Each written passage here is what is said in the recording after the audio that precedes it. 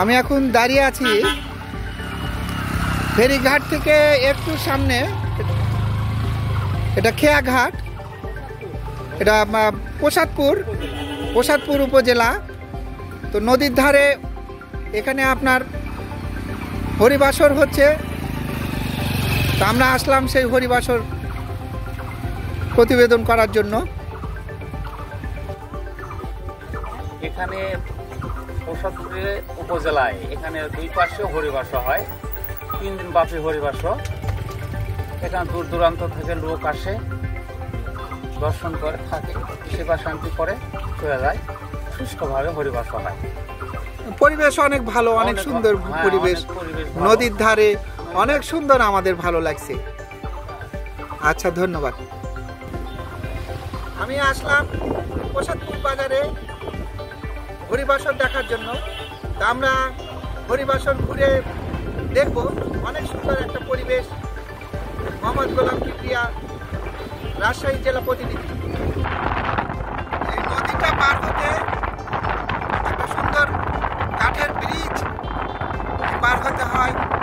আমরা দেখতে পাচ্ছি আত্রাই নদী। এই নদীর ধারে এই হরিবাসর 3 দিন ব্যাপী এই হরিবাসর চলছে।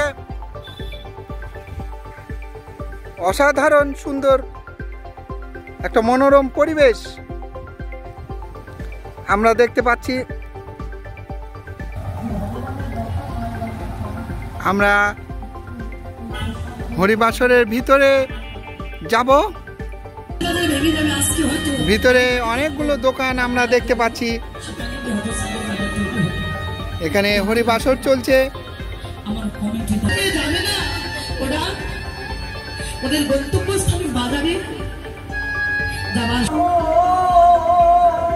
আমরা দেখতে পাচ্ছি যে হরিবাসর চলছে।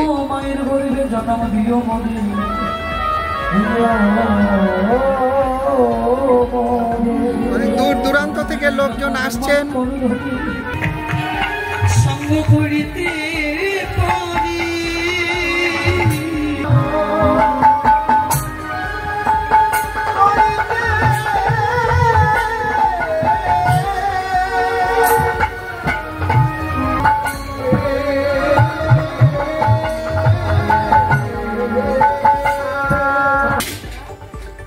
এখানে রান্না চলছে,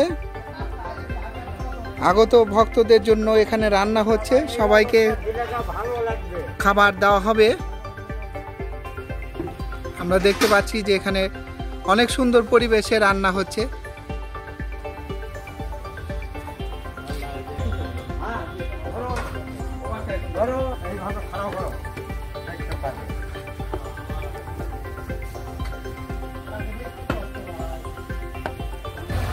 তাই আপনার সবাই, আপনাদের কাছে আমার চাইবার মতো কিছু না।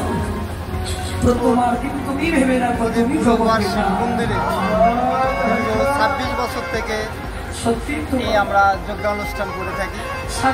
এখানে জাতি ধর্ম নির্বিশেষে সকল শ্রেণীর লোকেরা এখানে আলোচনা এগুলো শুনতে পারে এবং এতে করে কারোর থেকে কোনো আর্থিক সহযোগিতা সেরকমভাবে আমরা সরকারিভাবে পাই নাই। আমাদের নিজস্ব প্রচেষ্টায় এটা আমরা পরিচালনা করি।